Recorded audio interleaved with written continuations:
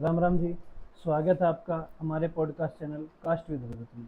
आज के हमारे गेस्ट हैं हरियाणा के पुराने दिलेर, आज के भी दिलेर हैं और आने वाले समय के भी दिलेर हैं। हमारी म्यूजिक इंडस्ट्री के जाने माने दिग्गज कलाकार श्री राम रमेला जी। तो स्वागत करते हैं राम रमेला जी का। नमस्कार, स्वागत आपका भी। आप हमारे घर पे आए चल के, इसके लिए धन्यवाद आपका। और आपको राम राम और हार्दिक शुभकामनाएं इस चैनल के लिए बहुत आपको। बहुत धन्यवाद और आपके सभी श्रोताओं को, सभी दर्शकों को प्रणाम, नमस्कार। कैसे हैं सर आप? बढ़िया, कुशल मंगल, मौज मजबूत, स्वस्थ और सुंदर है। तो कुछ सवाल है सर, जैसे हमारे आपसे। जी, सर आप बहुत पुराने हो इस इंडस्ट्री बहुत में। पुराना मैं गेलड़े जमाने का थोड़ी हूँ। नहीं, इस इंडस्ट्री की बात हो रही है इस सर। इंडस्ट्री में मेरे को 20 साल हो गए। 20 साल हो गए। 20। लगभग 2005 में आपने। हाँ, 2005 में शुरुआत करी थी और तब से लगातार लगे हुए। अच्छा, पहला गाना कौन सा था सर आपका? शायद हम पैदा भी नहीं हुए थे उस टाइम। ना 20 साल का कौन आया था? 22 का हो गया वैसे तो। 2 साल का था तू तो तो। सुना क्या होगा सर? लंडी कुर्ती वाला। हाँ, पहला गाना आपका लंडी कुर्ती वाला। हाँ, सर आपने ना एक गाना किया था, मोस्ट वांटेड छोरे। एक ही गाना है शायद मैंने आज तक जो सुना है बदमाशी का, उस लेवल पे जो हमने भी खुद वो पैड आईपैड चलते थे, म्यूजिक सुनता था उसमें लीड वीड लगा के, वो देखा है। तो उसके बाद आपने शायद कोई नहीं आप ऐसा गाना। बदमाशी का भी देखो, जैसे भक्ति के भी अलग अलग वर्जन है। हम्म, ठीक है, ऐसे बदमाशी का आप सिर्फ ये नहीं है कि उसमें गोली बंदूक की बात आ गई तो आप उसको बदमाशी का सॉन्ग कह दोगे। उसकी जो हुक लाइन है कि मोस्ट वांटेड छोरा था, हथियार चलाने भूल गया। हाँ, है ना। जो हथियार कभी उठाता था हाँ, और प्यार प्रेम में आने के बाद वो हथियार छोड़ चुका है, तो उसमें भी पॉजिटिविटी थी मेरी। तो हाँ, ये थोड़ी था कि मार दूंगा, काट दूंगा, ये कर दूंगा। सही बात है। हाँ, तो उसके बाद क्यों नहीं आया नहीं सर मैं ऐसा तो टेस्ट? क्या, मैं लगभग एक राइटर हूँ यूँ ला लो आप। और एक राइटर को सिर्फ एक एक फ्रेम में बंद के रहना नहीं चाहिए, और ना एक राइटर एक फ्रेम का होता है। ठीक है, सिंगर शायद एक फ्रेम का हो सकता है, लेकिन राइटर को नहीं होना चाहिए। तो हमने फोक भी लिखा है, रॉक भी लिखा है, पॉप भी लिखा है, तो हर तरह का लिखना चाहिए। उस टाइम उस चीज़ की डिमांड थी, वो लिख दिया। उसके थोड़े दिन बाद वो गाना आया था अपना पैड सुन दिया, अंडा की यार दोबारा नहीं मिलने, बिल्कुल डिफरेंट चीज़ थी। उसके साथ फिर वो गाना आया था अपना दम दम कर दी चल। गाल बिठा दी मारी। हाँ, गाल बिठा दी मारी, उसका वर्जन अलग था। उसके बाद विजय वर्मा भाई के लिए एक प्रोजेक्ट आता केले ज्वेलर से, पतली कमर लंबी कोरी, उसका वर्जन अलग था। तो हर वर्जन पे हर तरीके से और हर थीम पे राइटर को लिखना चाहिए, और मैं आज भी वही करूँ। सर एक बार बाढ़ आई थी हरिद्वार में, बादल फट गया था आपका 2013। हाँ, उस टाइम पूरी दुनिया चकाचौंध में थी भाई, बादल फट गया, इतनी तबाही। आपने उस टाइम पे भी एक गाना दिया था। नहीं, वो क्या पता है कि वो एक त्रासदी थी, और काफ़ी लोगों ने जैसे स्टेज वगैरह पे डिमांड आवा कि भाई साहब वो सुना दो, भोला बह गया। चल ठीक है, पब्लिक की डिमांड पे गा भी देते। छोटे भाई पवन पिलानी ने गाया था वो। अच्छा जी। और हम दोनों ने उसका वीडियो करा था उसकी।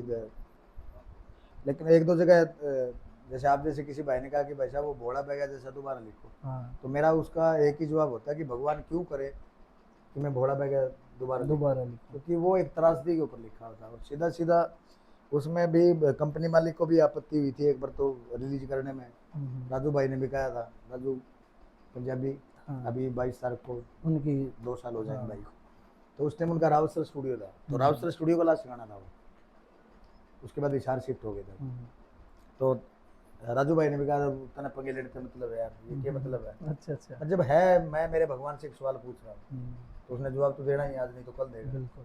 तो एक सवाल था महादेव से जो मेरे दिल में त्रासदी थी, मैंने मना कर दिया था। उस टाइम हम एनडीजी कंपनी पे काम कर रहे थे। पवन भाई और सुशीला को सिंगर थी, वो गाते थे, राजू भाई का म्यूजिक होता था, और सोनू भाई लीड में वीडियो करा करते, सोनू गानपुरी। और वो इन सब को ताम झाम को संभालने वाला मैं था। अच्छा। चाहे वो लिखना हो, चाहे वीडियो डायरेक्शन करनी हो, कंपनी तक मैटर पहुँचाना हो, कौन सा मैटर करना है ये सिलेक्शन करना, वो सारा संभाल मेरी थी। एक परिवार का बुढ़ा जिसने कहा। तो राजू भाई ने भी यही जब कहा कि सामने की कैसेट करनी है, तो मैंने मना किया था उनको, तो मैं नहीं करूँगा यार। एक वो सामने का जो मेला आता है उससे 1 महीने पहले हुआ था वो। अच्छा जी। केदारनाथ में मैं 1 महीने पहले यार, इतने आदमी 70-80 हज़ार के लगभग आदमी गए थे, परिवार के होटल, गाड़ियाँ, वो सब वीडियो देख रखी है। बिल्कुल। मैम कहा इतनी बड़ी त्रासदी होगी, आप गाँव जाके वहाँ काम करें, थोड़ा अच्छा बोला। बोला तेरा दिल करे तो कर दिए। तो दूसरे दिन ही दैनिक भास्कर की खबर थी, मेरे ऑफिस के सामने जो चाय की दुकान थी, अच्छा जी। तो मैं चाय पीने गया, तो मैंने जो ही भास्कर उठाया तो उसकी है मुख्य खबर थी कि शिव बहे गंगा में। मैं जब खुद ही बह लिया फिर बकना आगे खोट है, अब तो सवाल बनता है महादेव से। बस वहां से थोड़ा सा प्रभावित हो गया, मैंने राजू सेठ को कहा कि एक करके देता हूँ बस, ठीक है, और सीधा सीधा सवाल पूछता हूँ मैं मेरे महादेव से और वो जवाब देगा उसका, बस इसलिए करा था। आपने ये सवाल डायरेक्ट महादेव से ही पूछा था? और किससे पूछे महाराज? सही उसके अपना धाम बचाए, बसे बसाए नगर उजाड़े, अपना धाम बचाएगी। आज भी भीमशिला के नाम से वो शिला जड़ी जाती है, आपने पढ़ा होगा ना, ये देखी होगी। केदारनाथ नहीं गए तो यूट्यूब वगैरह पे देखा होगा। जो जो जो वो आ रहा था मलबा निकल के, तो एक बड़ी सी शिला आती है और केदारनाथ धाम के ठीक पीछे है सर, और वो पूरा मलबा डिवाइड हो जाता है। ठीक है, तो इसको नास्तिक लोग तो कहते थे वो भाई प्रकृति की देन ला लो, लेकिन महादेव को मानने वाले तो यही कहते हैं कि अपना धाम बचा ले, अपना धाम बचा ले। तो इसलिए उसमें एक लाइन थी कि बसे बसाए नगर उजाड़े, अपना धाम बचाया। ठीक है, तो वो था तो, और भगवान ने महादेव ना करे कि दोबारा ऐसा सॉन्ग में कभी देखो। बिल्कुल सर। आपने तो मतलब हमने देखा आज तक आप बिल्कुल देशी आदमी, गांव में रहना, मैं जैसा हूँ वैसा ही दिखूं, इसने चाहे आप दिखावा कह लो या देसी रहना कह लो। नहीं सर, ये दिखावा, सिंपलिसिटी कह लो, आप कुछ ही कह लो इसमें, मतलब मैं शुरू से ऐसा बहुत डाउन टू अर्थ हो सर। और आपने स्टूडियो भी गांव में लगा लिया था ना? वो बेटे की रिहर्सल के लिए लाया था। अच्छा। वो तो मेरे को पता है कि स्टूडियो घर पे नहीं चलेगा, क्योंकि प्रोफेशनल और पर्सनल ये मैं थोड़ा गैप जरूरी है। तो अभी 3-4 महीने पहले ही शार कैमरी रोड पे लगाया बेटे का स्टूडियो। तो यो तो मैं गम में तो आपने देखा होगा, ठीक है, गांव, पूरे गांव का प्यार प्रेम ठीक ठाक है। बिल्कुल। और पिछले दिनों एक वो मेरा बड़ा वायरल हुआ था, विकास जी के प्रोग्राम में मैंने गया था कि काके तवा के होके मैं आज भी भर दूं। हाँ, ठीक है, तो गांव में आज भी मैं राम मेरी हूँ, राम मेरा मेला नहीं है। राम मेरा मेला तो सर औरों के लिए, हाँ, गांव से बाहर। मैं गांव में तो आज का गांव का बेटा ही हूँ, और गांव के बड़े बुजुर्ग या मेरे साथ के जो साथी है, अगर कोई भी गांव की सामाजिक जिम्मेवारी मेरे ऊपर लगाते हैं तो उसको बखूबी में निभाऊ भी हूँ, या फिर मैं ला देता हूँ किसी, वो भी निभाऊँ। अच्छा भाईचारे का काम है, एक पेट का काम। ऐसे क्या कारण है सर जो आप गांव से शहर में शिफ्ट नहीं हुए?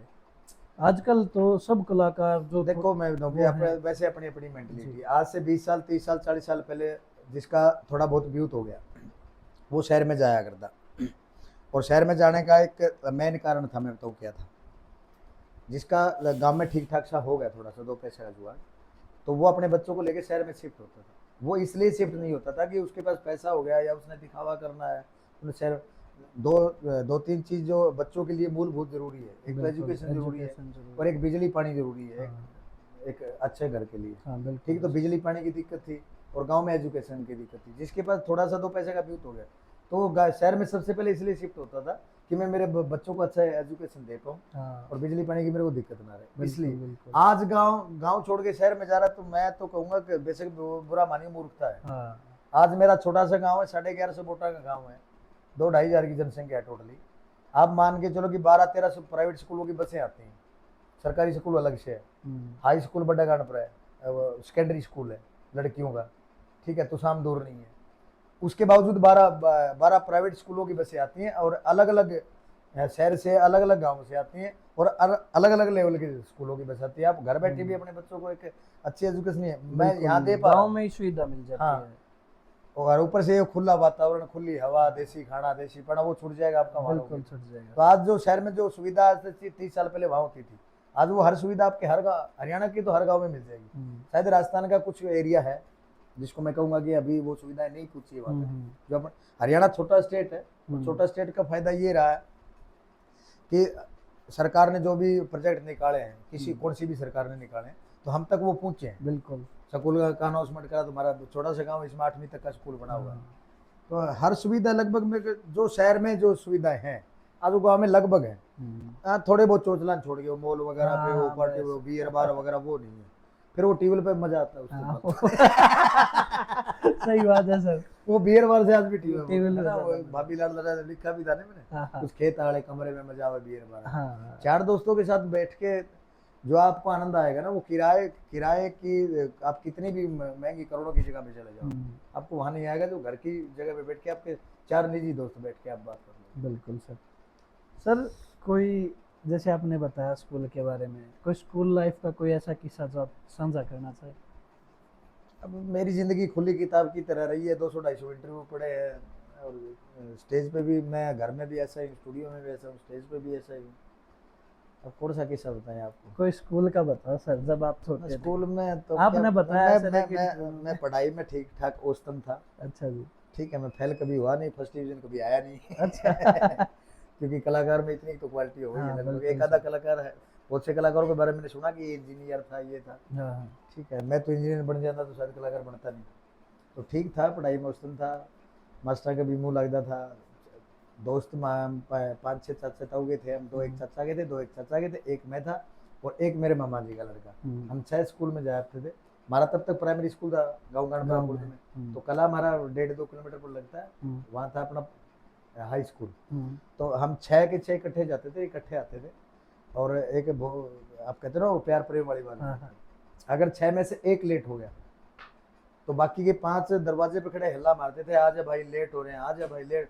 मतलब उन 5 के दिमाग में कभी ये बात नहीं आई कि यो बाद में आ जाएगा, आपा तो चला। अपा चला। अगर वो एक लेट हो गया फिर हम 6 के 6 लेट होते थे। 6 में तो कौन सही हो जाओ, अगर टाइम से तैयार हो गए फिर 6 के 6 साथ में ही जाते, साथ में ही साथ में आते। खेत में जाते तो भी साथ में जाते थे। अच्छा सर। हमने खेती की है, मैं बालक पढ़ते ही हम खेत, हमारा 2-3 ठिकाने थे बस, क्योंकि परिवार के संस्कार इस टाइप के थे, फौजी परिवार थे हम। ठीक है, मेरा चाचा फौजी था, मेरा बाबू फौजी था, 2 भाई फौज से रिटायर है। तो वही है माहौल। तो हमारा सीधा ठिकाना था, आप स्कूल से घर आओ, घर आते स्कूल का काम करो, उसके बाद अगर कहीं जाना तो आप सीधा खेत में जाओ। तो 6 के 6 इकट्ठे स्कूल खेत में जाएगा। बंक भी इकट्ठे मारे होते सर?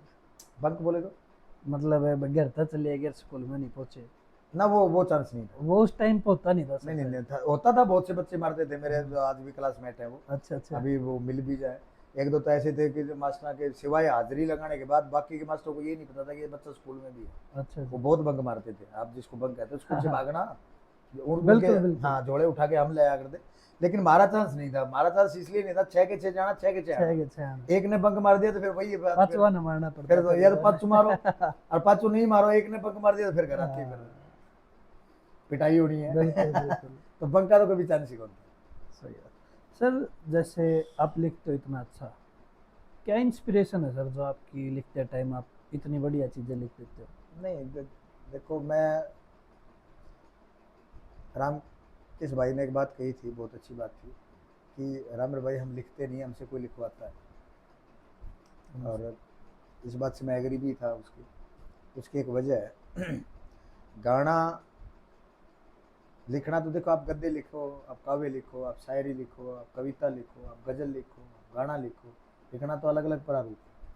रही बात गाना लिखने की बता, तो गाना दो तरीके से लिखता है कोई भी राइटर हो, चाहे वो रामकेश है चाहे राम मेरा है। ठीक है, वो गाना लिखा जाता है या तो सोच के लिखा जाता है या सोच से लिखा जाता है। एक अच्छा राइटर सोच से तब लिखेगा जब उसके खुद के दिमाग में कुछ ना कुछ आ जाता है और उसी चीज़ को वो विस्तार रूप देके उसको गाना बना देगा। सोच के तब लिखा जाता है, स्टूडियो चला गया, फिर वहाँ डिमांड होती है कि देवर भाभी का ड्यूट गाना चाहिए, मियाँ बीबी का चाहिए, फोक चाहिए, रोक चाहिए, बदमाशी का चाहिए, वो चाहिए, तेरी न चाहिए, धार्मिक चाहिए, समझ गए? फिर हम सोच के लिखते हैं। अच्छा, दोनों काम करने हाँ, दोनों करते हैं। तेरी न चाहिए नाचू मैंने सोच से लिखा था, सोच के नहीं लिखा था। भाभी लड़ा भी सोच से लिखा गया था। बाकी बहुत से गाने हैं जो फोक है वो मैंने सोच के लिखे हैं। और रामकेश भाई ने जैसे लिखा था पहले वाले, ये उसने सोच से लिखा था, सोच के लिए।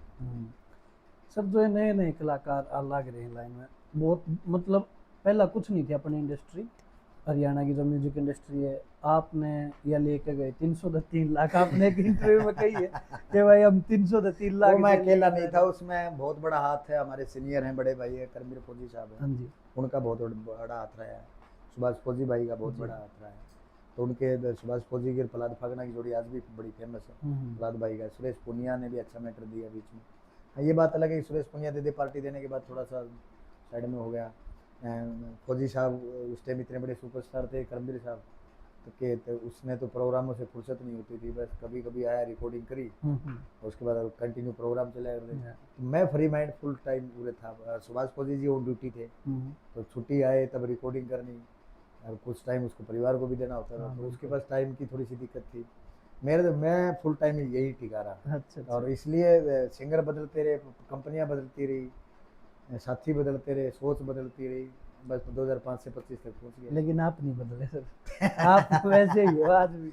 नहीं कुछ तो बदलाव, ऐसी बात नहीं कि आवा ही है टाइम का गिल है। हाँ। आज जैसे 2 4 5 ऑफर जितने भी आए बदमाशी गानों के, तो हम्म। मैंने कहा कि नहीं करूँगा, क्योंकि एक जो भूख होती है ना हिट होने की, वो आज मेरे को नहीं पड़नी चाहिए। जब मेरे को 6 साल का बच्चा के कहता है कि यार मेरा मेला है, हाँ। और 60 साल का बूढ़ा मेरे से पूछता है और बेटा कैसा है। हाँ। एक नए गांव में जाता हूँ, किसी भी नए गांव में प्रोग्राम करने खातिर चला गया, किसी भी गांव में, हरियाणा के किसी भी कोने में या उत्तरी राजस्थान में कहीं भी चला गया, तो वहाँ ये बताने की जरूरत नहीं है कि राम मेरा। तो यहाँ तक जब पहुँच गया हो, तब वो भूख तो नहीं, इतनी नहीं होनी चाहिए कि सिद्धांतों के खिलाफ कुछ हो जाए। आपको भूख नहीं ना सर, लेकिन लोगों को भूख है। लोगों को है, तो लोगों की जैसे दिमाग में जैसा है रामर, वैसा ही रामर प्रेजेंट होगा। आज भी है सर वही। हाँ तो वैसा ही प्रेजेंट होगा, उससे उसको तोड़ा फोड़ी नहीं करूँगा। ऑडियंस के दिल में जैसी मेरी छवि है, मैं उसके साथ तोड़ फोड़ नहीं करूँगा, ना मैं उसको बिगाड़ूंगा। हाँ थोड़ा हो सकता है कि उन तक पहुँचने में थोड़ा टाइम लग जाए। अब जैसे कोई भी फेसबुक पे या इंस्टाग्राम पे कमेंट डालते हैं, पोस्ट डालते हैं, तो नीचे बहुत कमेंट आते हैं, भाई साहब बहुत दिन हो गए, आ जाओ अब। भाई साहब बहुत है, आज भी हम खुद वेट करते हैं सर। तो अभी है 4 5 प्रोजेक्ट इकट्ठे साथ ही करेंगे।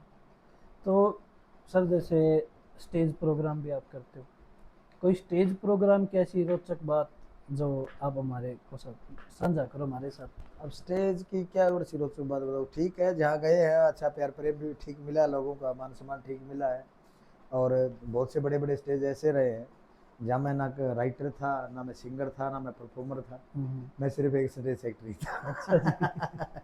जैसे लाडवा गौशाला में 2014 में जो अवार्ड शो शुरू किया था, लॉकडाउन तक जो चला, तो हरियाणा की टोटल इंडस्ट्री वहाँ इकट्ठा होती थी। कोई भी गाना हिट हो गया तो उसकी कंप्लीट टीम, चाहे वो डीओपी है, चाहे वो लाइटमैन है, चाहे वो डायरेक्टर है, चाहे वो एडिटर है, कंप्लीट टीम को वो सम्मानित करना, तो इतने बड़ा सिस्टम को फिर ऑल ओवर कलाकार इकट्ठे होने, फिर उनमें से 2 4 को परफॉर्म के लिए इनवाइट करना। अब सारे करेंगे, अब 200 कलाकार आ गए, सबको माइक दे दिया, तो फिर वो प्रोग्राम 2 दिन में पूरा नहीं होना। फिर प्रधान जी की लिमिट होती थी कि 5 बजे जय बोलनी, 4 बजे बंद कर, गौ माता की जय बोल दी थी। और उसके चीफ गेस्ट हमारे नेशनल या इंटरनेशनल रहे सदा उसमें, तो वो चीज़ भी मैनेज करनी है, तो कर लिया। लेकिन अभी 30 तारीख को पीछे प्रोग्राम था। अच्छा जी। वहाँ से बाली शर्मा जी और विकास पासुरिया जी, सुमित सातरोज जी, सुरेंद्र गिगनाऊ जी और मुनिगर पापड़ा जी, हरियाणा के 5 धुरंधर रागनी सिंगर हैं, मटका बेजूगा। तो सती माता पे हमारा प्रोग्राम था, तो गाँव वालों ने सलाह लेके किया था कि देखो माला तो ये चलता ही है, धूम तक धम तक जो भी चला है वो चला है, लेकिन मेरी इच्छा थी कि एक रागनियों का बड़ा प्रोग्राम करवाते हैं, और बहुत ही विशाल और कामयाब प्रोग्राम रहा। तो यहाँ भी मैं सेटिस्फैक्ट्री। अच्छा जी। बाली सलमान जी ने एक बड़ी कमल बात कही, बोले तेरे पैरों के नीचे टायर लाग रहे हैं क्या? मैं क्या हुआ दादा? बोले मैं एक बार देखता तू ऊपर मिलता, तू 2 बार देखता तू नीचे मिलता। तो फिर गांव की भी चीफ गेस्ट भी संभालने होते हैं। गांव में प्रोग्राम चल रहा है तो किसी ने आपत्ति भी हो जाए, भाई मुझे नहीं आ रहा है, कलाकार बदलो। अब मेरे गांव में तो हर कलाकार के समान होना चाहिए, होता भी है, तो उसको भी मैनेज करना है। अच्छा है। रागनी ज्यादा पसंद है यहाँ सर फिर गाना? हर तरह का सुना है मैंने, हर तरह। मैंने कैस्टें आज भी अताउल्ला खान की कैस्टें, ऑडियो कैस्टें मेरे घर पे पड़ी है, रागनियों की भी मिल जाएंगे आपको। नरेंद्र कौशिक जी के मैंने भजन बहुत सुने हैं, भगत राम निवास जी को बहुत सुना है। अच्छा जी। हाँ जी। रागनियों में सबसे ज़्यादा जो मेरे फेवरेट रहे हैं हरियाणा में जो रहे हैं वो है आज़ाद सिंह खन्नाखेड़ी, और पंजाब में अगर मैंने किसी को जी ला के सुना है वो है बाबा गुरदास मान जी। ठीक है, गुरदास मान जी के बाद अगर मैंने पंजाबी सुना तो बब्बू मान जी। अच्छा जी। और आज़ाद जी के बाद अगर हरियाणवी सुना तो रणबीर बड़ुआ सिंह जी। अच्छा। ठीक है, तो रागनी तो आजकल विकास जी छाए हुए हैं, कमाल गाते हैं। बिल्कुल। उस दिन सुरेंद्र गिगनाऊ जो आए थे, तो हालांकि मेरे एरिया में उसका प्रोग्राम ही पहला था पूरा एरिया में, लेकिन 1 2 बार मैंने देखा था उनको यूट्यूब पे, रागनी सुन के मूड में जब होता है तो आगे आ गया वो, तो मेरा फेवरेट था और कमाल गाया दादा ने। सही बात है सर। एक पता नहीं कौन से एल्बम में आप ये कुल्हाड़ी छपवा गए थे, और वो कुल्हाड़ी आज भी है, क्या रीजन है सर? ये कुल्हाड़ी कहाँ से लिया है आप? देखो ये लगभग जितने भी इंटरव्यू हैं, इंटरव्यू वालों ने सबने पूछा है, और इंटरव्यू के अलावा जहाँ भी वैसे स्पेशली अगर 5 10 बंदे बैठ जाए तो एक आधा पूछ ले जो पहली बार मिला, बोले भाई साहब क्या सोच के है? सोच के अब तेरी नचाई नचू क्या सोच के लिखा, क्या बताऊँगा। हाँ सही बात है ना। जो मेरा जी लगे सब में मुकेश भाई ने आज कमाल का गाना लिखा है, ठीक है, उसने तो अब गाना लिखा है, हमारा तो 2015 का ही बाबिया में जी लग रहा है। ठीक है, और बाबिया में रहेगा वही ईसा गाना लिख सके, बिल्कुल सर। ठीक है। तो ये ठीक था, बैठे बैठे दिमाग में आ गई एक बार, वो मेरे ऑफिस के नज़दीक चॉइस हेयर ड्रेसर है कैमरी रोड पे। मैंने कहा सुभाष भाई यार बुद्धि, जैसे अब बाल है ना, हाँ इतने इतने बाल थे। मैं कहा यार कल मैंने शूट करना है 1-2 दिन बाद में, तो तू मेरा गुद्दी मैंने कुल्हाड़ी छाप दे, अच्छा जी। बाड़ा ही छोड़ दे। हाँ बोलो कहाँ देखी है? मैं देखी दाखी कहीं नहीं है, हाँ, अच्छी लगेगी, ये मेरा दिमाग कहता है यूनिक चीज़ है, क्योंकि आज तक किसी ने नहीं करवाई है। ठीक है, टैटू वगैरह बनवाए तो यहाँ बनवा लिया, यहाँ बनवा लिया, यहाँ बनवा लिया, यहाँ बनवा लिया, लेकिन गुद्दी में कुल्हाड़ी किसी के नहीं है। और मैं उस बेल्ट का कलाकार हूँ जिनका कुल्हाड़ी तो फेवरेट रहा है। ठीक है, यह बताने की जरूरत नहीं है कि ओके है। बिल्कुल सर। ठीक है, तो बोले चले यार कोशिश करते हैं। तो उसने 2-3 बार मैं करके ट्राई करके वो बनाया था। और उसके बाद जो पहला गाना करा था वो कुल्हाड़ी के साथ, वो था 16 दुनिया 8। हाँ 16 दुनिया। उसके बाद ही जहाँ प्रोग्राम में गया तो बालक मुंह का नहीं काट देखे, गुद्दी का नहीं ज्यादा देखे, बजाओ कुल्हाड़ी कहाँ है। ठीक है, तो अब वो कदे कदे मिला, कदे नहीं मिलता, दिक्कत हो, कभी मैं नहीं जा पाता तो दिक्कत है। अभी अभी परमानेंट कर दिए।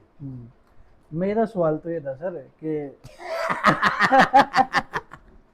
ये एक बार देखो, मैंने घूमने का बड़ा शौक है, जब फ्री होता हूँ तो पुष्कर जाना था मेरा। हाँ, राजस्थान पुष्कर, क्योंकि भगवान ब्रह्मा का एक ही मंदिर। बिल्कुल पूरे भारत। और पुष्कर जाके जो आनंद और फर्क जो देखा मैंने, आनंद भी देखा और फर्क भी देखा, बड़ा कमाल का था वो। तो पुष्कर में वहाँ ये एक दुकान पे टंगी हुई थी, तो मैंने कहा मैं भाई साहब ये पैक कर दो। तो उसने जो पेमेंट बताई, मैंने किंतु परंतु कुछ नहीं किया, मैं पैसे पकड़ते लपेट दे। तो मेरे साथ 2 चाचा के लड़के थे, बोले भाई ने कहा क्या करेगा। मैं जब टैग लग चुका है तो फिर एक बैठक में भी होना चाहिए, ये वहाँ मिल गया था। अच्छा। मैं तो ये शेरवाड़ा पूछ रहा था सर कि सर ये हथियार हमेशा ही साथ क्यों रखो, अरीब तो मैंने बैठक में भी दिख गया। नहीं, तो जो पहले तो कटा भी लेता मैं कभी कभी। अब पीछे अमित ढुल की एक फिल्म आई थी देसी। अच्छा जी। ठीक है, तो उसके प्रीमियर पे जा रहे थे हम रोहतक है। मैं कौन सा कॉलेज था वो, कॉलेज में वो थिएटर है उनका, जाट कॉलेज ने किया, प्राइवेट स्कूल है कोई। अच्छा, वो नाम याद नहीं आ रहा। अमित भाई की फिल्म आई थी देसी। अच्छा जी। उसने कह रहा वो आपको पाबंद कर, मैंने उस टाइम साफ करवा रखी थी। तो 5-6 आर्टिस्ट जो उसके अमित भाई के साथ वाले थे, फिल्म में काम करने वाले, वो तो सभी वो स्वागत के लिए, राम नाम के लिए गेट पर खड़े थे। तो मैं गया तो एक ने कहा भाई साहब एक शिकायत है। मैं बोलो कुल्हाड़ी कहाँ है? तो साफ करवा रखी थी। मैं सरकार ने आजकल हथियार कलाकारों पे थोड़ी निगाह कर रखी है। मासूम के तो गाने काटा सर के, मेरी तो गर्दन काट मारे को बहन मान हट जा, बाद में बनवा वो मजाक था। ये मतलब सर देखो है हरियाणा में हुआ है, बदमाशी के गाने बैन करे गए, ये सरकार का सही डिसीजन था या गलत? देखो सरकार का फैसला ये सही था, उसका तरीका कौन सा है ये मेरे समझ में नहीं आया। तो मैं 1-2 इंटरव्यू में पहले भी बोल चुका हूँ, अगर सरकार को बदमाशी के गाने बैन करने हैं तो जो भी आपने पॉलिसी बनाई है वो पॉलिसी हमको बता दो। जमींदार को तो बताने की जरूरत नहीं है, वो तो गाने सुनते हैं। मजदूर को बताने की जरूरत नहीं है, दुकानदार को आप नहीं क्यों बताएंगे, एक पत्रकार को क्यों बताएंगे, एक बिजनेसमैन को बता, कलाकारों को ही तो बताओगे ना आप। जो हरियाणा में हाल फिलहाल काम कर रहे हैं उनको पॉलिसी बता दो कि किस पॉलिसी के तहत ये गाने कटे, बस इतना बता दो हमको। बिल्कुल सर। अब बदमाशी के गानों पे दिक्कत हो, फिर बदमाशी की फिल्मों पे भी दिक्कत होनी चाहिए। बराबर करो, कुछ भी को ना करते बदमाशी। भाई भारत का संविधान है, बाबा साहब ने सबको सम्मान किया है। बिल्कुल सर, बराबर का अधिकार दिया सबको। तो मार ले बैन कर रहे तो वही भी बैन कर दो। हाँ बिल्कुल, सब करने चाहिए ना सर। फिर तो ये मेरे समझ में नहीं आया कौन सी पॉलिसी बनाई है। ना किसी कलाकार को आज तक मासूम के गाने डिलीट हुए हैं, मुकेश दाजी का भी गाना डिलीट हुआ है, राहुल कुट्टी का भी डिलीट हुआ है, नरेंद्र भगाना का भी डिलीट हुआ है। किसी कलाकार के पास अगर कोई भी नोटिफिकेशन आई हो तो मेरे को बता दो कि किस पॉलिसी के तहत कटे गए। और नुकसान भी सुन लो कि जो कटे वो कंपनी को ज्यादा हुआ, कंपनी को, कलाकार को तो एक कलाकार को तो जो उसकी कॉस्ट बनती है मार्केट वैल्यू के हिसाब से वो तो कंपनी प्रोड्यूसर देता है, उसके बाद वो गाता है, फिर वो गाना चल रहा है। अगर सरकार उसको बैन कर रही है तो फिर वो नोटिफिकेशन तो प्रोड्यूसरों के पास भी होने चाहिए कि आप ऐसे गाने रिलीज नहीं करो। राइटर के पास भी होने चाहिए, आप ऐसे नहीं लिखोगे। अब कोई मापदंड नहीं है, अब मैं लिख दूंगा। अब मोस्ट वांटेड 2 कर रहा हूँ। अच्छा जी, मोस्ट वांटेड 2 कर रहा हूँ अभी। अच्छा जी, ठीक है, हमारे पास कोई नोटिफिकेशन तो नहीं ना, पहले डे का तो कर दूं ना, उससे कोई दिक्कत ना थी। हाँ। तो शायद इससे भी नहीं होगी, बेरा और होना होगी तो चाहिए होगी, भाई, देखी जाएगी। दिक्कत है कर लो, कोई दिक्कत ना हो। या सर फिर देखो नहीं, फिर जैसे- अगर अगर जो गाना आपको बुरा लगा उसके लिए आपने कैची चला दी, हाँ, तो जो गाना अच्छा बनाया उसका इनाम भी तो दे दो इनाम यार। भी तो दो, सही बात है। पहले वाली हमारा कितना कल्चरल सॉन्ग है, बच्चे बच्चे ने पसंद किया राम केश का, कितना इनाम मिला उसको, कुछ भी नहीं मिला सर। हट जाता हूँ, पहला पेन इंडिया गाना था हरियाणा का, बिल्कुल था सर। अभिषेक ऐश्वर्या की शादी में बजा वो पाकिस्तान में बजा, वो बंगाल में बजा है, जहाँ हरियाणवी का क्या नहीं समझता कोई। हाँ, पैन इंडिया समझते ना, पूरी पूरी हिंदुस्तान का इंडिया। ऐसा कोई कोना नहीं था, यहाँ तक पाकिस्तान का भी, जहाँ वो गाना नहीं बजाओ, क्या इनाम दिया किसने? माँ बोली हरियाणवी तो बजी है ना, वो एक मील का पत्थर साबित हुआ कि हम उस लेवल तक भी जा सकते हैं। आपको अच्छा नहीं लगा, आपने कैची मार दिया, आपको अच्छा लगा, उसका इनाम तो दे दो, कम से कम शाबाशी दे दो। शाबाशी वो भी नहीं है, पता किसने दी है? किसने नहीं दी जी। उस खातर भी बीच में दलाल चाहिए। हाँ, गणे बैठे हैं। नमस्ते नमस्ते यूं करेंगे तब मिलेंगे वो आदमी सही नहीं। बात है। समझ गया सर। नहीं तो सर नु होना था कि भाई एक गाइडलाइन जारी करनी थी कि भाई 1 महीने बाद तक कोई गाने नहीं बना होगा इस तरीके के, तो काट दिए जाएंगे, ऐसा भी कुछ नहीं किया गया। नहीं, आप पीछे वाले भी काटे तो किस पॉलिसी के तहत काटे, हाँ, किस गाइडलाइन में काटे? बिल्कुल। आप पीछे की कोई पॉलिसी बना के तो काटेंगे। कितना बड़ा प्रोफेशनली नुकसान हुआ इस इंडस्ट्री को, ये पता है आपको? एक गाना 700 मिलियन पे जा रहा है, बिल्कुल। वो बढ़ दिया, वो प्रोड्यूसर का तो मोटा नुकसान हुआ ना, जो इसी इंडस्ट्री के ऊपर, इन्हीं कलाकारों के ऊपर, वो उसके पास 2 पैसे आएंगे तो 1 पैसा लगाए नाम पे, उसको रोक दिया ना पैसे लड़ते हैं, बहुत मोटा नुकसान हुआ अभी फाइनेंशियली भाई। चल ठीक है, हमारा सारा, वही तो कह रहा हूँ, सारा नहीं ला रहे हो, शाबाशी नहीं दे रहे हो, तो सजा किसकी बात की दे रहे हो, बात तो बता दो। बात में नहीं है। बदमाशी के गाने तो बालक बिगड़े, किसने बताया भाई? किस 90 के दशक की जो फिल्में आती थी उसमें हीरो गरीब था, ठीक है, खलनायक था वो अमीर था, गरीब को अमीर की लड़की से प्यार होता था, मोस्टली फिल्मों में यही होता था। बिल्कुल यही। ठीक है, फिर बाप नाटता था तो ये मेरी हैसियत में नहीं है। फिर वो बेटी कहती कि पापा आप कौन हो मेरी जिंदगी का फैसला करने वाले, फिर वो हीरो के साथ भाग गई, इसका रिजल्ट आया नहीं। आज लड़कियां कहती है ना माँ बाप को। हाँ, बिल्कुल कहती हैं। रिजल्ट, मैं ये नहीं कहता कि जो हम देखेंगे उसका असर आएगा, उनको तो भाई नहीं किया किसी ने भाई। हाँ, उनको तो नहीं किया गया। आज सेफ हाउस भरे पड़े भाई, लव मैरिज आगे, बिल्कुल भरे पड़े हैं। बाप पगड़िया धरते देखे हमने। ऐसी कोई जो हमारे संस्कार, जो समाज के संस्कार हैं, कम से कम माँ बाप की तो इजाजत होनी चाहिए। ऐसा कोई कुछ नहीं करना जिससे समाज बच जाए, संस्कार बच जाए। सारा उलाना लास्ट में कलाकार फुद्दू पावा रहे ना, उस पर घेर देना कर दिया, सिस्टम खराब सारा बैन कर दिया भाई। कोई साउथ वाले एक हमारे जी 20 साल काट दे, कहता है एकदम खराब नहीं होता दिमाग। वो साइकिल द ट्रक पार मासूम ने नकली गोली चला दी तो ही दिक्कत होगी। बिल्कुल सर, कंट्रोवर्सी भी हुई थी अपन हरियाणा में। वह सदा से है, सांगियों के साथ नहीं बनती थी, रागनी वालों के साथ नहीं बनती थी। ये मार लिया आप शरीफ गुण बन दिया, कोई नया किस्सा नहीं है। हाँ, बस पहले सोशल मीडिया नहीं थी, समाचार नहीं पूछते थे, आज सोशल मीडिया वो सीधा वो खुद ही बोलते हैं। बस खुद ही बोलते हैं, आप लोगों तक बात पूछ जाए। वरना सांगियों की भी खींचती थी, कंपटीशन वालों की भी खूब खींची है, और अब इनकी खींचती कोई बड़ी बात नहीं है। डंडा भाई क्रिकेट की भी हुई थी। ठीक है, वो 2 बार का वो उसके खिलाफ बोला, वो उसके खिलाफ बोला, बाद में होगी ना। मैसेज क्यों नहीं कर देते सर फिर? पता नहीं, मेरी तो किसी के साथ हुई नहीं, मेरी तो होगी तो मैं दाग लगा रहा जा बैठूं। हाँ, हमेशा में मैसेज कर दो भाई। अगर मेरे से कोई दिक्कत है तो मैंने बतावा नहीं। तो इस बारे में मैं क्या बताऊं, मैंने तो किसी से दिक्कत तो दिमाग लगा जा बैठा नहीं। आप, मैंने सुना था आपने केडी भाई का साथ दिया था पूरा। मेरे साथ में उसमें क्या था, तो ढांडा कौन सा नेगेटिव बोला मेरी खातर? नहीं, वो तो आपकी बहुत। जब एक बात हुई, वो कोई थी सादगी की बात थी, तो उसने एक बात कही कि आप रामेन मेला जी को देखो, वो वही वो 400 करोड़ रुपए वाला कुर्ता पजामा पहना वही था, वो गुच्ची अरमानी से कुर्ते पजामे पे नहीं आया, वो शुरू से ऐसा है, इसमें कोई फेकनेस नहीं है। बिल्कुल। तो मेरे को कहा किसी ने कि यार तू ढांडा खिला, बोलते मैं क्यों? बोले उसने तेरा कुर्ते पजामा रेट लाया। अरे बात उस लड़के का कहने का भाव देखो ना, कि शुरू से वो एक वही है, जो हमने देखा वही है आज भी। रही बात केडी की, मेर तेर की बात नहीं है, वो मेर तेर की बात नहीं, जो आपके साथ दिन रात रहता है, अब उसके साथ तो आपको खड़ा होना पड़ेगा। अभी 22 तारीख को जैसे मैंने बताया कि राजू भाई की पुण्यतिथि है, तो उसके ऊपर जो भी फंक्शन करेंगे वो जो मैं सलाह दूंगा वो केडी मना नहीं करेगा, केडी सलाह देगा उसको मैं मना नहीं करूंगा, और हम दोनों जो हमसे जो फाइनल फैसला होगा वो परिवार को बता के हम कर लेंगे। अब हर बात हम एक दूसरे से पूछ के करते हैं, उसके खिलाफ कोई बोलेगा तो आप भी बोलोगे भाई उसमें की दो, और ऐसा तो कोई बात बोला नहीं मैं जिससे कोई सुख एतराज हो। ना ना, आपने ये कहा था कि भाई असल में उसने क्या कराया है जो नहीं नहीं, वो वो ये नाम बात नहीं, है। वो नाम नहीं था किसी का, वो किसी ने ये कहा था मेरे से एक इंटरव्यू में हाँ कि कोई ये कह रहा है हाँ कि केडी ने क्या करा, हाँ, तब नाम मैंने नहीं था एक उसमें बात कही किसी थी का। कि जो ये कह रहा है केडी ने क्या हाँ, करा है, उसने क्या करा है, उसने क्या कराया, ये बात थी। बिल्कुल। और सबको पता है जी, केडी भाई साहब तो शुरू से हरियाणा में रैप वही लेकर आए हैं, कोई बुरा मानो भला मानो, मेरा फेवरेट रॉकस्टार पहला हरियाणा का पहला रॉकस्टार वही है। केडी है। और हरियाणा में आज जो कलाकार स्टैंडर्ड मेंटेन कर रहे हैं ना, इसकी नींव डाल के इसको एक लेवल तक जो सिखाया है और बताया है बिल्कुल और करके दिखाया है, वो केडी ने करा है भाई। बिल्कुल कराया जी। शुरू में जो नामचीन कलाकार थे भाई, मैंने नहीं कहते यार इसने कौन सा डर है, यो बाउंसर लेके क्यों चलता है, मैं यार एक बंदा स्टैंडर्ड मेंटेन कर रहा है हाँ, मैं नहीं कर पाया, यो तो कर रहा है। बिल्कुल। जो उसकी बुराई करता आज वो लेके चलता है, हाँ मैं उसकी बड़ाई करता था तब भी, मैं तो आज भी लेके नहीं चलता भाई। हाँ, जो सही है उसका सपोर्ट करो ना आप। ढांडा ने जो अभी उसका मैंने प्रोमो देखा, वर्ल्ड लेवल का प्रोमो है छोरा का, बिल्कुल हो सकता। वर्ल्ड लेवल का प्रोमो है, उसने अच्छे अच्छे शायर पढ़े हैं।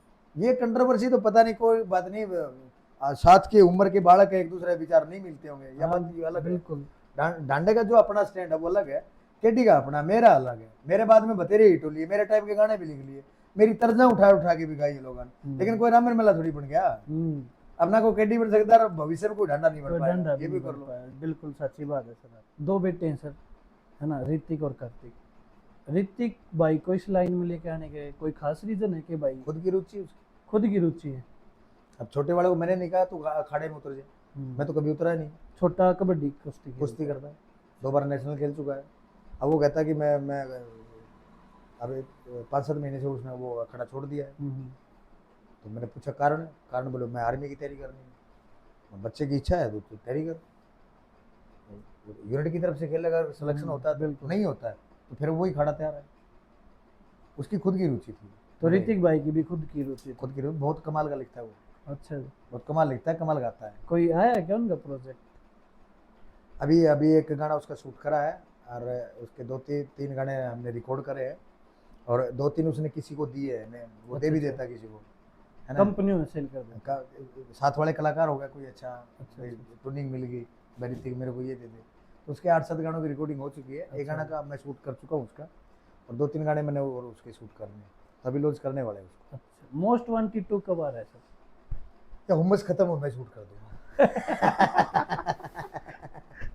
अब पता है ना, पूरा हरियाणा, पूरा उत्तरी राजस्थान सारा परेशान है। बिल्कुल बिल्कुल, है ना, 1 मिनट पंखे कूलर बगैर बैठा नहीं जाता। हाँ नहीं बैठा, और दिन में वो पफिंग कर करके पीछे लेंगे, थोड़े से मौसम नॉर्मल हो जाने शूट करके डाल दिया। ये अपनी म्यूजिक इंडस्ट्री तो अलग, एक अपनी फिल्म इंडस्ट्री भी तैयार हो लग रही सर। जी बहुत अच्छी बात है ना, तो उसका फ्यूचर कहाँ देखते हो सर आने वाले 5 साल में? देखो, जो शुरुआत करता है उसकी तो मेहनत है ही, स्टेज अप वगैरह ने बहुत अच्छा खासा मेहनत किया है।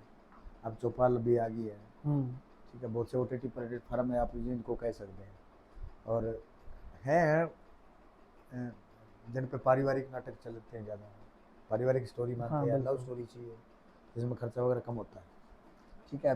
अभी क्या है, वैसे अपनी अपनी मेंटलिटी है। मैं ये सोचता हूँ कि जब हरियाणा की फिल्म थिएटर पे जाए और बराबर में बॉलीवुड की फिल्म लगी हुई, तो 2 घंटे, अभी मैं ध्रुव राठी का वो देख रहा था, एक्शन फिल्मों पे उसने वो बनाई थी। ध्रुव राठी को सुनते हैं आप? हाँ सुनता हूँ बिल्कुल, ठीक है, तो उसने एक्शन वो फिल्म, तो आज की रिपोर्ट है ना उसकी, एक्शन फिल्मों की, ठीक है, आज के लिए क्यों चलती है।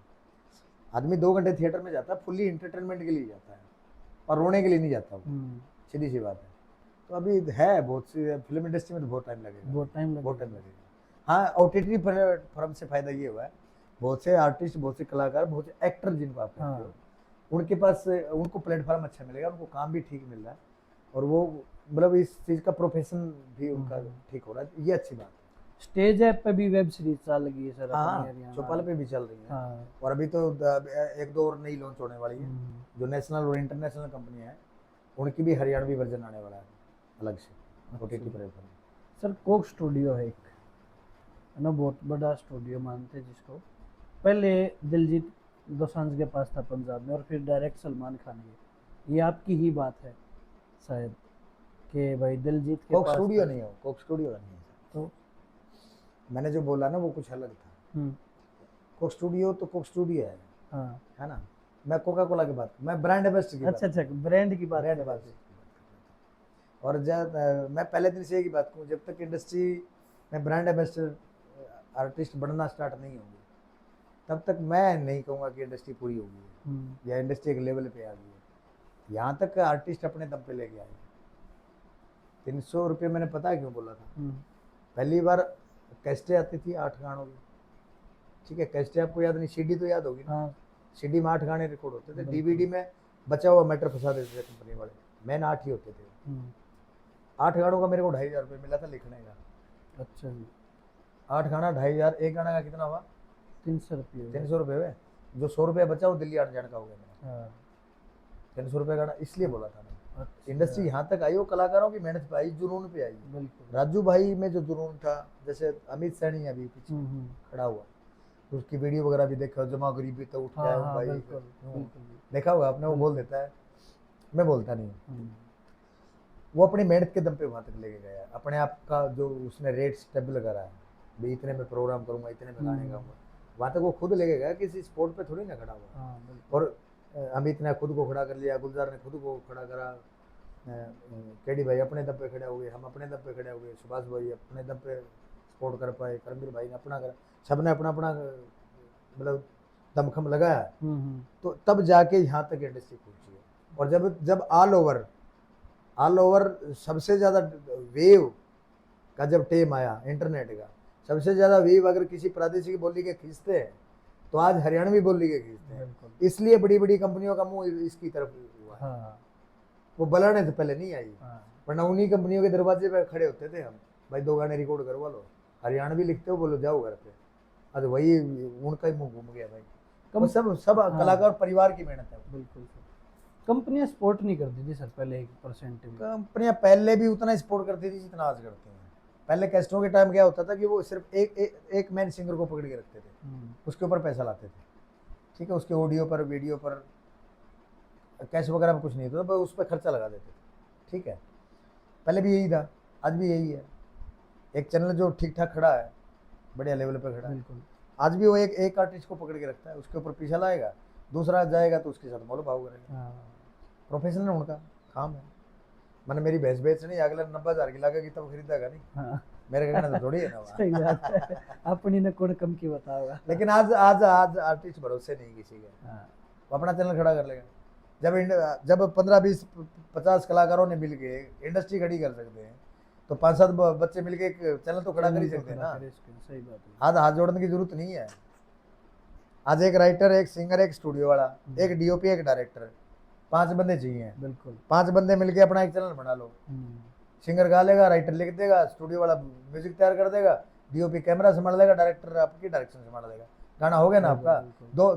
2-3 बंदे बचते हैं जो आपको थोड़ी थोड़ी फीस में बुलाने, ज्यादा ज्यादा एक मैन लड़की बचती है आपको जो लीड में चाहिए, फीमेल आर्टिस्ट बस एक वही बचती है ना।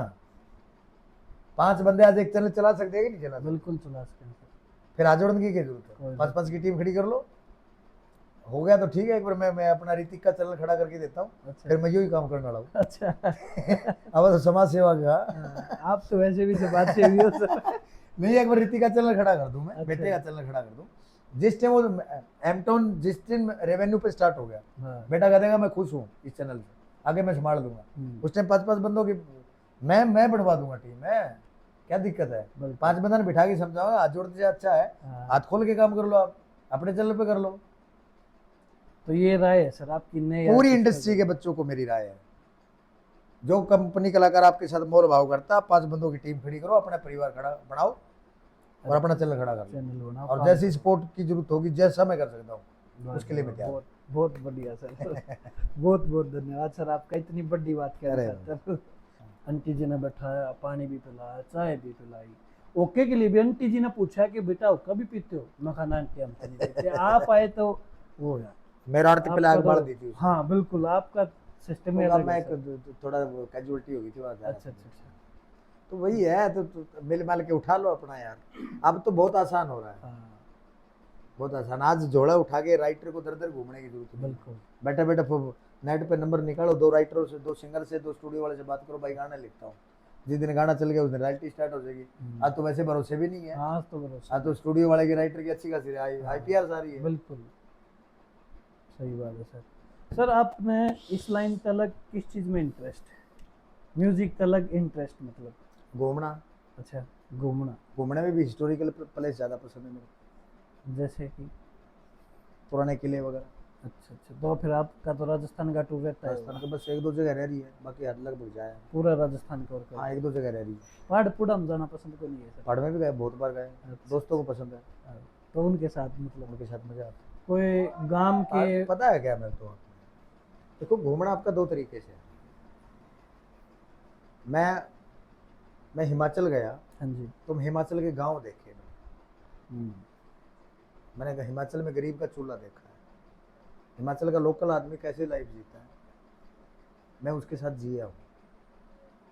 मैं पीछे माउंट आबू पूरा राजस्थान पार कर गया। हाँ बिल्कुल। मेरे को जहाँ border मौका पे। मिलता है जिस भी लोकल गांव में जाने में, बहुत सारे ऐसे, जैसे आप जोधपुर पार कर जाओ उसके बाद मेरे को नहीं जानते कोई, मैं किसी गांव में चला जाऊँगा। पीछे अपना चित्रकूट गया मैं। चित्रकूट मध्य प्रदेश और उत्तर प्रदेश के बॉर्डर पे है। 6 किलोमीटर की परिक्रमा है। 6 किलोमीटर आप परिक्रमा कर रहे हो तो आपको यूपी पुलिस मिलेगी। वो 3 कर रहे हो तो आपको यूपी पुलिस मिलेगी जी। वो 3 कर रहे हो तो आपको एमपी पुलिस मिलेगी। वो आधा इधर है, आधा इधर है। और चित्रकूट ही भरत गए थे, राजा भरत गए थे श्री राम को वापसी लाने के लिए। और चित्रकूट वालों को तो मानना है कि भगवान राम यहाँ 11 साल तक रहे थे। कितना बड़ा धार्मिक स्थल है। बिल्कुल। मैं गया था अभी, साल भर तो हुआ भी नहीं है शायद। अच्छा। तो मैंने चित्रकूट के गांव देखे।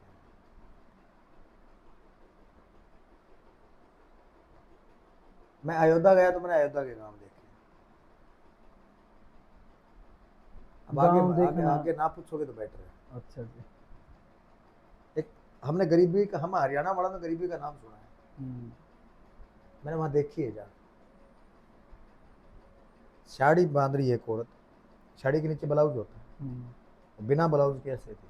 मैं चाची वो नीचे ब्लाउज होता है साड़ी, बोले पैसा नहीं, कहाँ से लाऊं? बिना दूध की चाय पी लेंगे क्योंकि 10 रुपये नहीं है दूध लाने के लिए। आज भी हाथ वाली चक्की से आटा पीसते हैं, हाथ वाली दूध दादी पीसा। हाँ, एक दो मैंने चित्रकूट के गांव गए, मैंने लोगों से पूछा कि मैं आपका घर देख लूँ। उनके बाद तो कोई सरकारी बंदे हैं सर्वे करने आए, सर हमको कुछ मिलेगा? जैसा मेरे पास है वो तो ले ले, और क्या कर दूं, मैं तो देखना आया हूँ। आप पंकज त्रिपाठी बॉलीवुड स्टार है, बिल्कुल, उसने बड़ी कमाल की बात कही, बड़ा फैन उस बंदे का, उसकी नेचुरल एक्टिंग है ना। उसने एक बात कही थी कि देखो आप हिंदुस्तान भ्रमण कर सकते हो बहुत थोड़े पैसे में, यहाँ हर स्टेट में बोली बदलती है, पहनावा बदल जाएगा। आप पंजाब से हरियाणा हो गए, ड्रेस बदल जाएगी, बोली बदल जाएगी, खाना बदल जाएगा, पीना बदल जाएगा, रहना सहना बदल जाएगा। आप पंजाब से राजस्थान चले जाओ, फिर बोली बदल जाएगी, ड्रेस बदल जाएगी, खाना पीना बदल जाएगा। हर स्टेट का अलग अलग है फेवरेट खाने का। दाल बाटी चूरमा आपको हरियाणा में मिलेगा, राजस्थान में मिलेगा। ढोकला खाना तो फिर गुजरात जाओ, है ना। पंकज त्रिपाठी जी ने एक बात कही कि आप लोकल ट्रेन में बैठिए, दूसरे स्टेट में जाइए, वहां बसों से घूमिए, फिर लोकल ट्रेन में बैठिए, अगले स्टेट में पहुंचिए। वो ऐसा घूमा है। ये नहीं है आप हिमाचल गए, आप पहाड़ देख के आगे, क्या पता हिमाचल को आपका क्या होता है, क्या होता है। सही बात है सर। आप चित्रकूट गए, वहां माथा टेक के आगे,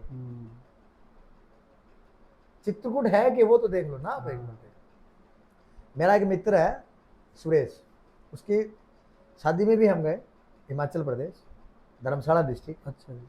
और जब दीदी की शादी थी, छोटी दीदी की, तब भी हम गए। हम 5 दिन वहां रह गए, न कोई दान न दहेज जाए, असली सनातनी है, कोई ओला पर्दा नहीं है, पूरा परिवार एक साथ बैठ के खाना खाता है। क्या लोग हैं वो यार।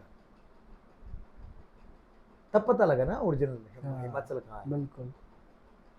आप एक बार बीकानेर को छोड़ के बीकानेर के गांव देख के आइए ना, जोधपुर के गांव देखिए ना आप, तब पता लगेगा आपको ओरिजिनल राजस्थान क्या है। अब बीकानेर के किले के आगे जो ऊंट खड़ा है ना, वो प्रोफेशनल ऊंट है। एक बंदा खरीद के ला रहा है, उसके ऊपर आपको एक चक्कर कटा के 500 रुपये लगा फोटो खिंचवाने के, उसके लिए ऊंट खड़ा है। वो खेती करने के लिए ऊंट नहीं खड़ा वो। अब वो खेती वाला ऊंट देख के तब पता लगेगा कि ऊंट का पसीना कहाँ से आता है।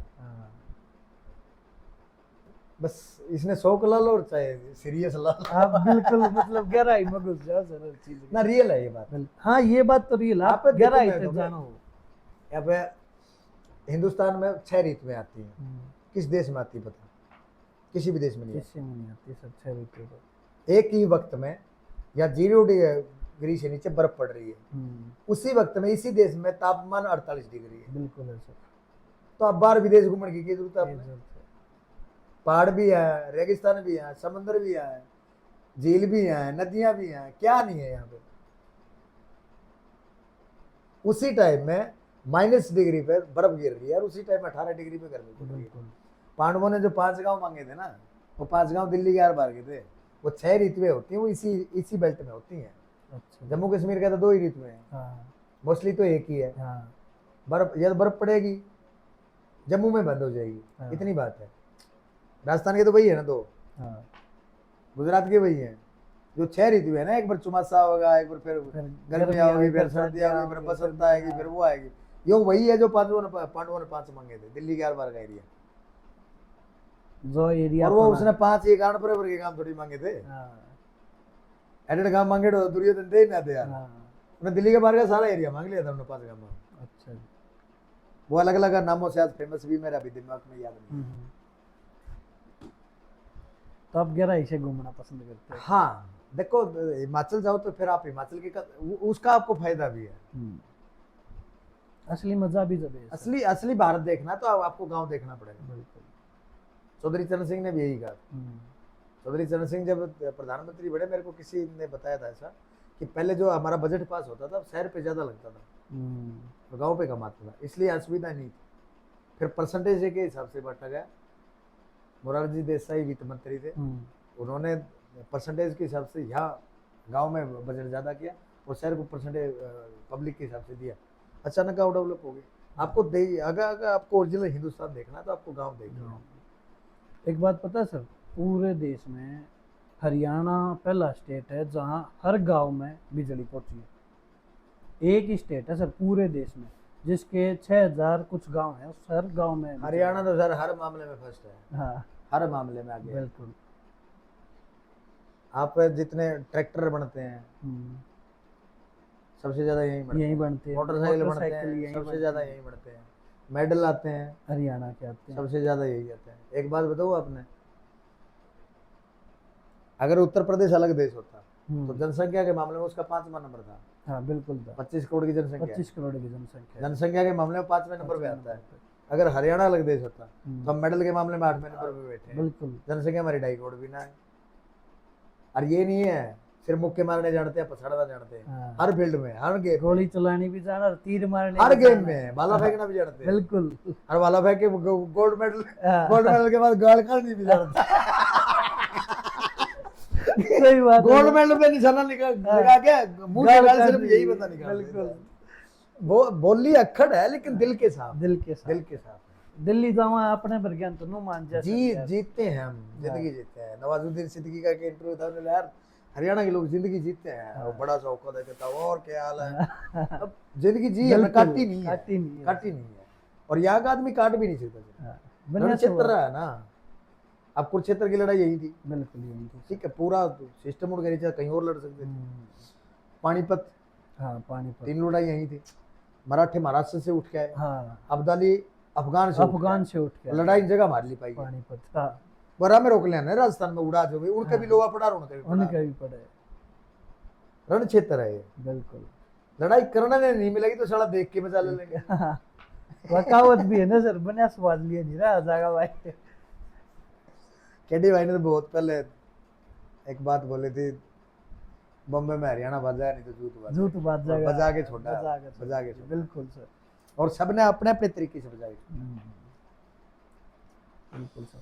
सर इस तलक कोई स्ट्रगल रहा आपका म्यूजिक लाइन तलक? आपने कितने मतलब, देखो जिंदगी खुद एक स्ट्रगल होती है। और जिसने जो संतुष्ट होकर बैठ गया ना, मैं सोचता कि वहीं फुल स्टॉप लग जाएगा। हमारे जब गाँव गणपरा कला में जब हमारा हाई स्कूल था, वहाँ स्कूल में एक लाइन लिखी हुई थी कि असंतुष्टि प्रगति का आधार है और संतुष्टि आत्मिक शांति का आधार है। जब तक आप अपने करियर से असंतुष्ट हो तो आप चलते रहोगे, बढ़ता रहेगा आपका। हाँ, अगर जिंदगी से आप अपने आप से संतुष्ट हो रहो तो आपको आत्मिक शांति मिलेगी। काम अपने से बड़े ने देख के करो, आपसे जो आगे पहुंच गया है उसको देख के आप काम करो, और आपसे जो पीछे रह गया उसको देख के आप जी लो। बहुत सिंपल है। हाँ, अभी ये नहीं है कि संतुष्ट हो गया, बहुत कुछ है, खेती भी करी है मैंने, मजदूरी भी करी है मैंने, नौकरी भी करी है मैंने, खुद का बिजनेस भी कर रखा है। अच्छा जी। फिर जाके कलाकार बनाओ। लेकिन बचपन से लिखने की आदत थी, रेडियो सुनने की आदत थी। रात में 9 बजे पहले, महीने के पहले एतवार को आकाशवाणी रोहतक पे सॉन्ग आता है, शायद आज भी आता हो। वो सॉन्ग बिना सुने में तो कभी सोया नहीं। अच्छा सर। बिना सुने कभी। आकाशवाणी रोहतक पे बलजीत भाई, संपूर्ण भाई, आकाशवाणी दिल्ली से मुंशी भाई, आकाशवाणी जयपुर अजमेर से जोगा सिंह कैथ, सब सुने। आकाशवाणी लाहौर भी सुना है, श्रीलंका भी सुना है, चाइना से हिंदी प्रसारण होता था वो भी सुनता था। तो बनना तो कलाकार ही था ना, संगीत से रुचि थी। आपने एक पहली रागनी लिखी थी और उस पर नाम मिला था, थप्पड़ लो। वो चीज बता दो सबकी। वो तो लोगों को पता है, आपने नई नई बात और बता दी घड़ी वो पता है कि मैं शॉर्ट में बता देता हूँ कि मास्टर को विश्वास नहीं हुआ कि रामेर मेला क्यों लिखा। हाँ। इसी बात पे कि ऐड बच्चा ऐसी रागनी थोड़ी लिख देगा। मैं क्यों मारा, बोला मैंने लिखा, बोला तने लिखा, फिर लिख के ला। उन्हें 2-3 बार लिखवाया, फिर तो तब जाके मानना। एक बार फिर तो राय दे दो सर, जो नए कलाकार आना चाहूँ। बस नए कलाकार मोस्ट वेलकम है। प्रोफेशनल तरीके से इंडस्ट्री चल रही है, प्रोफेशनल तरीके से आओ भाई। और जो आप में टैलेंट है, एज ए राइटर है तो आप एज ए राइटर आइए, most welcome. As a singer है तो सिंगर आइए। हाँ, एक कन्फर्म बात बता देता हूँ मैं, अगर आप सिंगर हो तो रियाज बंद मत करो। आपकी रिकॉर्डिंग होती है या नहीं होती है, ये कोई मैटर जरूरी नहीं है। राजू भाई की खास बात थी, सुबह उठते ही वो चाय नहीं मांगता था, वो हारमोनियम मांगता था। वो घर पे होता है स्टूडियो में, उठते ही उसको हारमोनियम चाहिए, उसका पहला डोज था, इसलिए वो इतना अच्छा सिंगर था। अगर आप सिंगर हो तो आप कभी रियाज बंद मत करो। अगर आप राइटर हो तो आप लिखना बंद मत करो। जरूरी नहीं है कि आपने जो लिखा है वो रिकॉर्ड हो जाए। भजन, रागनी, गीत, कविता, गजल कुछ भी लिखते रहो। आप जो हाथ से लिखते रहोगे ना, वो जो शब्द आप हाथ से लिखोगे वो दिमाग के हार्ड डिस्क में आपके फीड होते रहेंगे। उन शब्दों की आपको 5 साल बाद भी जरूरत पड़ेगी कहीं तुकबंदी में। हाँ। वो ये आपको याद आ जाए। बिल्कुल। 2 ही गाने लिखे हैं, उन्हीं को लेके घूम रहे हो, रिकॉर्ड कर दो, वो किसी को पसंद नहीं है। वो कहेगा यहीं बैठ के लिख, तो कहाँ जाओगे। मैं 20 साल में एक भी गाना घर से लिख के नहीं गया। अच्छा जी। वहीं जाके बैठ के पूछता हूँ, बता क्या चाहिए। अब कल जो रिकॉर्डिंग थी मैं कुछ और सोच के गया था, नरेंद्र भगाना भाई के साथ। बोले भाई इस टाइप का करना है, मैं तो उसी टाइप का सोच के गया। जाते ही भगाना मना कर दिया। ना यार, मैं बोले यार कुछ करते हैं, मैं बता के चाहिए। बोले इस टाइप का मैंने कुछ बना के दिया। अब पता है अच्छा सिंगर जब होता है ना, म्यूजिक डायरेक्टर कहेगा उसको ये गा, वो गा देगा। नहीं ये नोट ला, बुला देगा, क्योंकि वो रोज रियाज करता सीखता है। अच्छा राइटर जो होगा नहीं, मैंने एक लाइन बताई थी, मैं बगाना भाई ये कुछ और हो सकता है, हाँ हो जाएगा। मैंने दूसरी लाइन उठाई, कोई और बनाई, ये हो सकता है। बोले हाँ है तो अच्छा, लेकिन इससे भी अच्छा कर सकते हैं, वहाँ कर देंगे। मैंने एक लाइन और लिखी, मैं ये बोले ये करना है।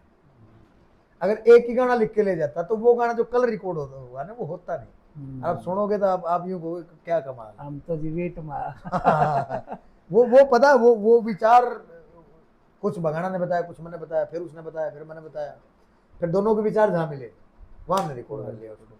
अगर वही एक गाना लेके जाता तो अच्छा राइटर वो है जो म्यूजिक को समझ पाए, अपने सिंगर की फील को समझ पाए, और म्यूजिक डायरेक्टर की टोन को समझ पाए। अब मेरे को तर्ज दे तो मैं तर्ज भी लिख दूंगा, अब मेरे को थीम दे तो मैं थीम पे लिख दूंगा। वो इसलिए है क्योंकि मैं 7वीं क्लास से लिखने लगा। मार्केट में 20 साल से हूँ ना, लिख तो मैं 32 साल से रहा हूँ। बिल्कुल। अब भी रिकॉर्डिंग नहीं होती कोई जरूरी, सिराना डायरी पे इसमें मिल जाएंगे, अपने देख ले। हाँ दरी है सर, ठीक है। अब भी कुछ ना कुछ लिखता रहूँ। आज के दौर में कुछ कहते रागनियाँ नहीं चलती। मैं कल रागनियाँ प्रोग्राम में जाऊँगा परसों। अच्छा जी। विकास पासोरिया जी ने बुला लिया, पर्सनल प्रोग्राम था। ठीक है, ठीक है, बड़े आदरणीय कलाकार है हमारे। कल सुमित सातरोज जी के सातरोज गाँव में प्रोग्राम हो रहा है। रामल भाई ऐसे है, मटका बेचू की पार्टी लगेगी। मेरे को पता है एक तो गाना पड़ेगा ना, एक तो पक्का गाना है, एक और होगी तो 2 भी गा देंगे 2 रागनी क्या फर्क पड़ा है। शुरुआत तो उड़ती हुई है ना। बिल्कुल सर। तो आप हर तरह का लिखिए। आप राइटर को तो किसी बंदिश में बंधना ही नहीं चाहिए। चलो बहुत बहुत धन्यवाद। बहुत धन्यवाद, लंबा हो गया आपके साथ मिलकर बहुत चलो भाई के चैनल को सब्सक्राइब करना, सपोर्ट करना, कमेंट वगैरह कर दियो। कुछ गलत बोल गए हो तो भी बता दियो, अच्छा बोल गए हो तो भी बता दियो। जयराम जी की आप सभी को, परमात्मा आप सभी को खुश रखे। बहुत बहुत धन्यवाद।